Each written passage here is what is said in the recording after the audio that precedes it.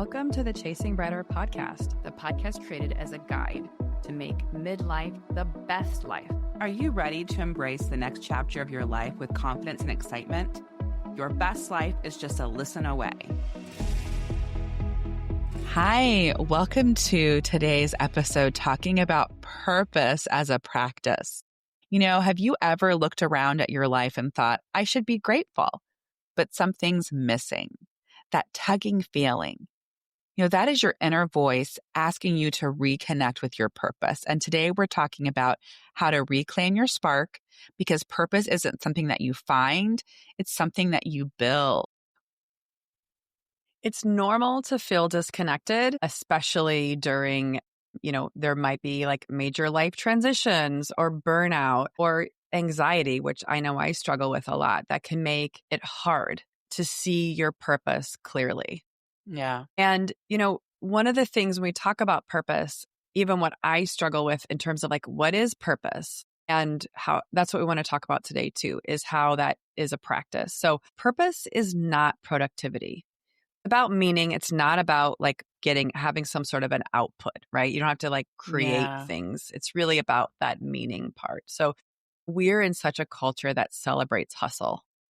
Yeah. And that idea of constant achievement. And it's really easy to confuse being productive with having purpose. But really, true purpose isn't measured by how much you accomplish in a day.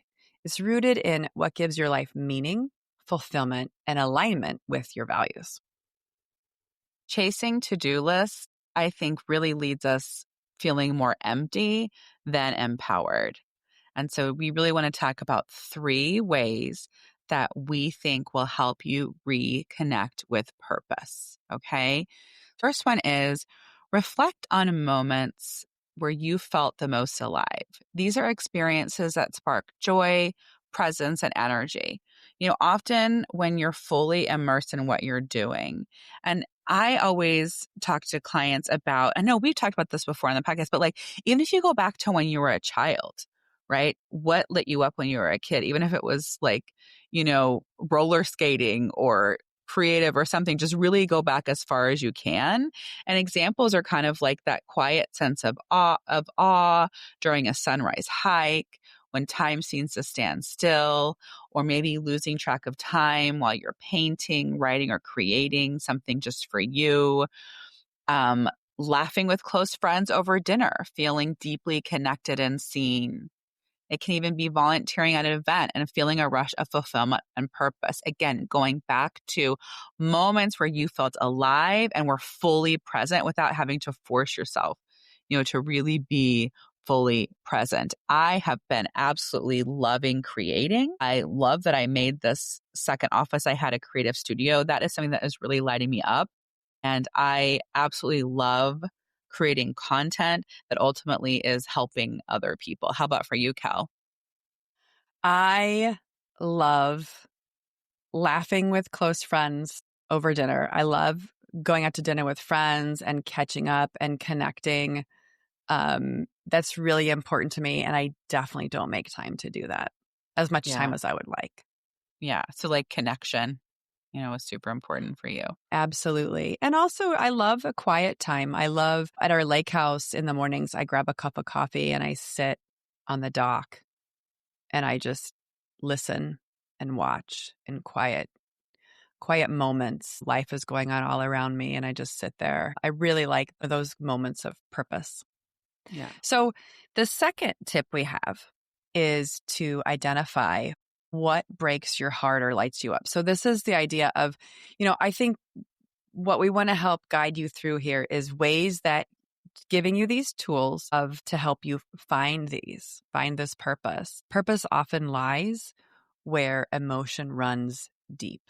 So this can be a guide for you and it could guide you toward action or advocacy. So we talk about what breaks your heart. It's like what really, triggers a strong emotion that makes you, feel like what breaks your heart. And can that be translated into some sort of an action or an advocacy that you hadn't thought about? Yeah. Yeah. We have examples like feeling deeply moved when hearing stories of children in foster care, which might ignite a desire to mentor or support youth. Maybe being heartbroken about how older adults are feeling isolated, and maybe you want to volunteer at a senior center once a week. Feeling joy when you're helping someone learn or grow, maybe that's pointing you towards coaching, teaching, mentoring. I know I want to start creating courses. So now even that can even be online courses, right? Creating online courses when you are feeling joy because you love helping others or teaching others. Yeah. So it's really, a lot about thinking about what you're passionate about, where that strong emotion, what you're drawn to, and thinking about how you can be involved in that area, even if it's something simple as being an advocate and writing letters or volunteering with an agency. I mean, there's all different levels at which you can get involved with organizations. Yeah. And the third piece here, the third way to reconnect with your purpose is looking at curiosity, following curiosity, not pressure. Purpose evolves, right? You don't have to wait for clarity to take action, but just being curious, letting that lead you toward your authentic passion. Pressure often leads to burnout, like what we think we should be doing. And that leads to burnout and disconnection.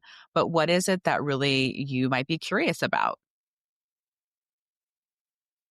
So, examples of these, and I love this third tip about following curiosity because my thinking on this is leaning into things and seeing if it's something you like. I think I was just talking with a friend whose child went off to college, and you end up having all this free time and you don't know what to do with it. And it's like, what do I love? Well, I don't know what I love, but follow the curiosity and see where it takes you. Maybe you're drawn to a topic on a podcast and you decide you're really excited to learn more and more and more. I think, Jess, you and I tend to do that a lot Yeah. with different topics, right? Maybe you want to learn something new. Photography, you want to learn it and you can watch YouTube and learn it on your own, or look for a free class or a regular class. I mean, there's a lot of other like hobbies that you might be curious about.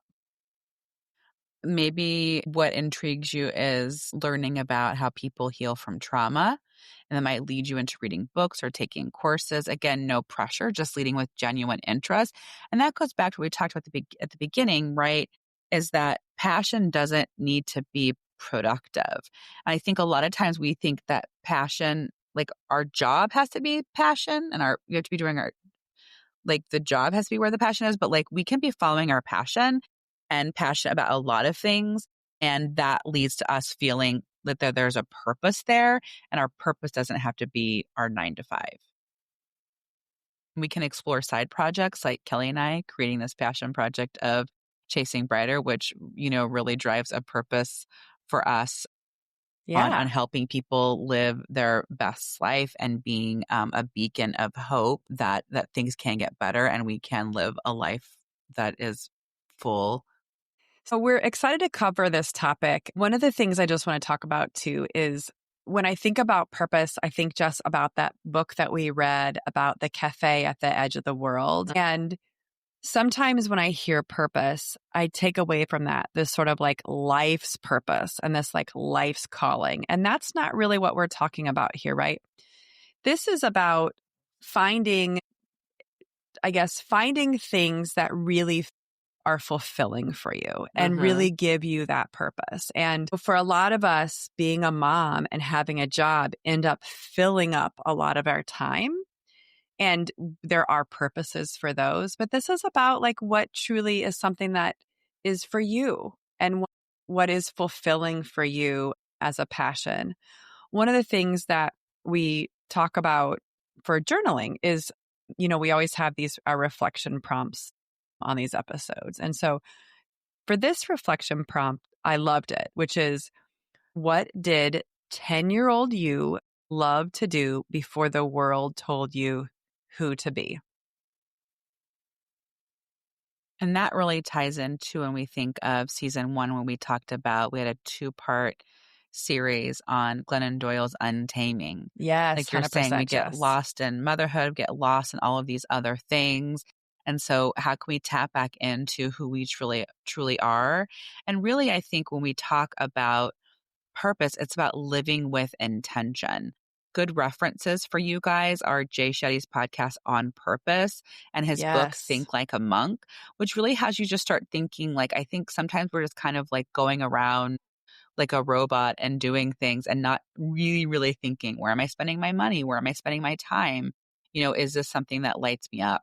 And so reclaiming your purpose isn't a single decision. It's hundreds of tiny moments of truth.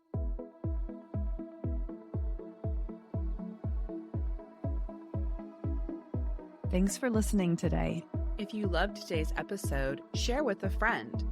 Are you ready to chase brighter days ahead? Subscribe to Chasing Brighter now, and let's embark on this exciting journey together.